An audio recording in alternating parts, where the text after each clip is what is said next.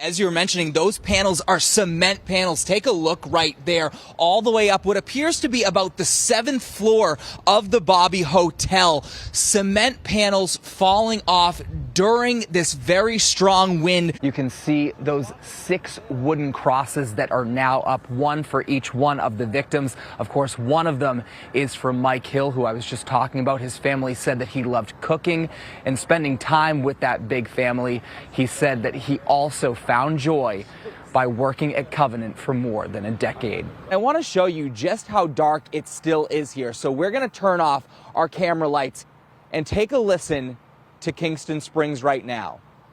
All you can hear in this area is generators going off. This morning, law enforcement has a large perimeter set up just beyond that Kentucky State Patrol car where that crash site is. Something's happening live behind us right now. You can see multiple law enforcement vehicles are coming out from the area. We can see that Kentucky State Police, as well as a few ambulances and some other unmarked cars, are coming out. 1, 2, 3, 4, 5, 6, 7, 8, 9, 10. Want to talk to me for a second? So we're live on WSMV4 right now. This is someone that is here. Amelia Gould. Tell me, Amelia, why are you here today? And tell me about the sign that you have. People will be waking up with lights on. However, what they'll be seeing is huge down trees like this one. This is across a driveway. So I'm bringing you over to that trailer right now. As we get closer to the trailer, you can see all of the trees that were ripped out of the ground from what was potentially a tornado. The mobile home came off of its foundation and landed on her. First responders worked for about 20 minutes to get her out.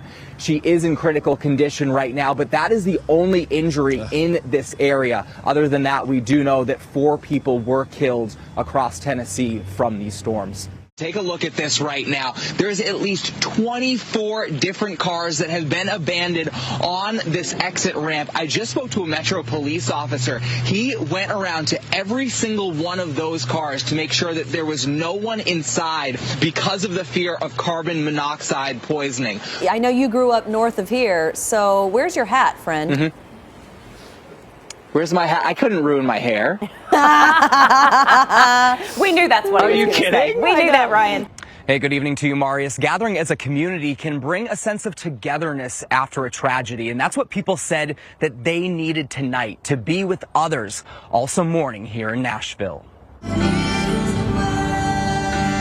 know, the Bible says to mourn with those who mourn, and to weep with those who weep, and that really is why we wanted to come together tonight. Congregating at the Belonging Co. Church, people turned to their faith Monday night to process their pain. It's challenging, honestly. There's been a lot of tears today. So many sobbing during the public prayer. Some parishioners are families who send their children to the Covenant School. That's what's been hard today.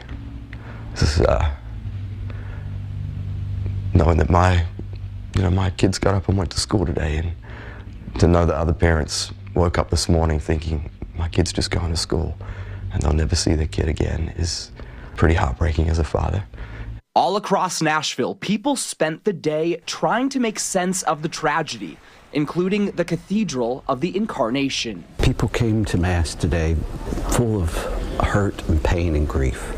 And all throughout Mass, I saw tears of various parishioners that gathered. And they just need to come together and just be with another. And Christian singer Lauren Daigle postponing her album preview concert to hold a community-wide vigil in its place. Something has to change. This can't keep happening. And I don't know how close to home it has to hit. In this moment, people say you forget about things that don't matter. Rally around the people that are hurting. The woman's brother has been trying to get a hold of her for years, calling and even coming here to the River Chase Apartments. Finally, it took one of her children who lives with her to admit that their mother is dead. In my heart, I knew she was gone. But I kept saying to myself, no, that's not true. No, that's not true. It's the outcome Anthony Jolly feared about his sister LaRonda. However, even he couldn't imagine what law enforcement would find. The bed she was on, she had clothes piled on top of her body. Her body had already decayed. It was nothing left but a skeleton. Jolly says his niece told a deputy about the body inside. Though the timeline for how long she had been there isn't certain, anywhere from 1 to 3 years, he says his 2 nieces and 2 nephews, all with developmental disabilities, lived at River Chase with her. For them to stay in that apartment with your own mother's decaying body, I can't understand it, and I guess I never will understand it. Jolly says the children would never let him see her when he'd stop by. And I would say, well, all I want to do is see my sister. If I can just see her face, I'll be fine, and I'll leave you alone. But he's still trying to process why this happened and how LaRonda died. They said they was obeying their mother's wishes to let me lay there. Don't call anybody, just let me lay here.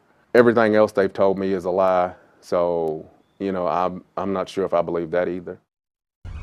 Taking cautious steps forward, Vicki Prim is making small strides in accepting her new normal. I'm not the same Vicki Prim anymore. As a tornado spiraled toward Belltown and Kingston Springs back in 2021, Prim tried seeking shelter from her mobile home. The wind was just so powerful. I just felt like my face was peeling back. It was just so strong. She only made it out her door. When I realized I was on the ground, that's when I said, oh my God, I am pinned up under this trailer. Did you ever think that you would die? Yeah, I did. I could feel the pressure of being crushed. I want to walk all the way down. We are in Kingston Springs. WSMV4 was there as first responders lifted the trailer, saving Prim's life. I was waiting for the bright light at the end of the tunnel, as they say, that you see loved ones when you think you're dying or passing away. But I was so glad to see those rescue lights. A rescue that led to a long recovery. Prim remained hospitalized for nearly a year, undergoing treatment for the extensive injuries to her pelvis and legs. It's a grace of God that I am not paralyzed. Now, as she finds her footing, Prim faces the future with confidence. But I can't give up now. I didn't give up how I was on that trailer. I found that my faith was tested. I'm just, stronger.